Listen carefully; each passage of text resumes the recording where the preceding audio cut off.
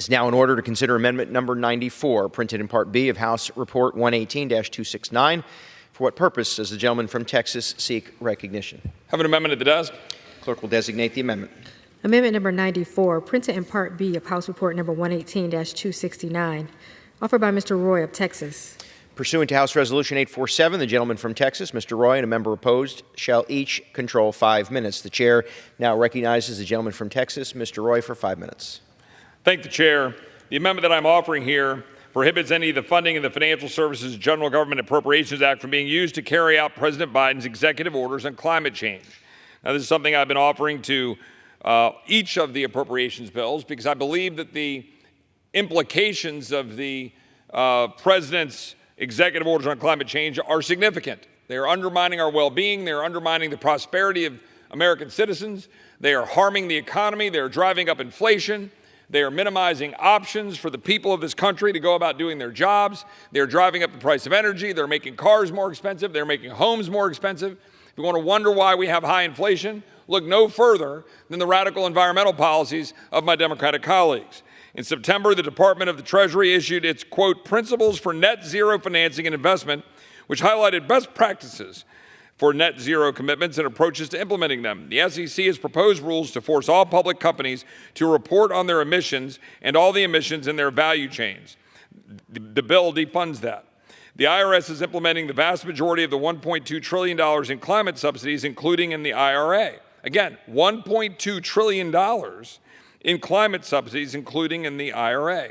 The goal is clear: forced divestment from oil and gas, one of our largest geopolitical assets, one of our strongest blessings from the good Lord that this country has to be able to stand independently, energy independent, and to be able to have a significant force in the world.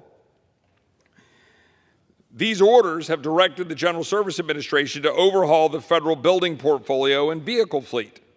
Each agency's light-duty vehicle acquisition shall be zero-emission vehicles by the end of fiscal year 2027. Each agency shall achieve net zero emissions across its portfolio of buildings, campuses, and installations by 2045 and reduce greenhouse gas emissions by 50%. This rapid overhaul of the federal footprint should concern everyone. We're going to make our federal vehicle fleet dependent on an EV supply chain that is 90% dominated by China.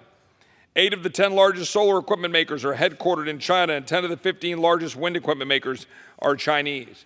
The fact of the matter is, the implementation of the president's executive orders undermines our national security, empowers our enemies, undermines our ability to have a prosperous economy. And for that reason, I am glad that it has been adopted in virtually every one of the appropriations bills we have moved forward, and I hope that it will be here. I reserve. Gentleman reserves. For what purpose does the gentleman from Pennsylvania seek recognition? Claim time in opposition. The gentleman is recognized for 5 minutes. Mr. Chair, I rise in strong opposition to this amendment. Climate-related financial risks can have significant adverse economic impacts on businesses, communities, the financial sector. Come on, addressing these risks is essential to safeguard economic stability and resilience, and these things are crucial in the face of a changing climate. Financial institutions and federal agencies ought to consider climate risks in their decision-making processes, particularly in investment and lending practices. By doing so, it promotes responsible and sustainable investment choices that support projects and businesses with low environmental impacts. These executive orders underscore the importance of the United States taking a leadership role in global efforts to combat climate change. By setting ambitious domestic goals and engaging with international partners, the United States can encourage other countries to follow suit, resulting in a more effective global response to climate change. The United States should be leading this effort. These executive orders are essential for combating climate change because they address climate-related financial risks, encourage responsible investment, promote global leadership, strengthen resilience, and accelerate the transition to clean energy. They collectively contribute to a more comprehensive and effective approach to mitigating the impacts of climate change and advancing environmental sustainability. For these reasons, I strongly oppose this amendment, and I do urge a no vote. I reserve the balance of my time. Gentleman reserves. The gentleman from Texas is recognized. Well, the gentleman says, come on, to my assertions about the damage that this causes, but I would just say, come on, with respect to the family that has to choose between fuel and food this month. Because that's what's happening. It was the Secretary of Transportation who literally said, quote, the American people need to feel pain, end quote, earlier this year.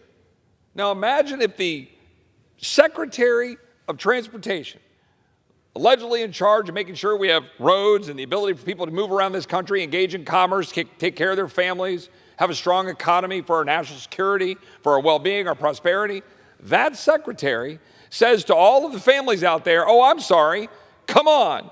Looks at them and says, well, too bad. You got to experience some pain, don't you understand?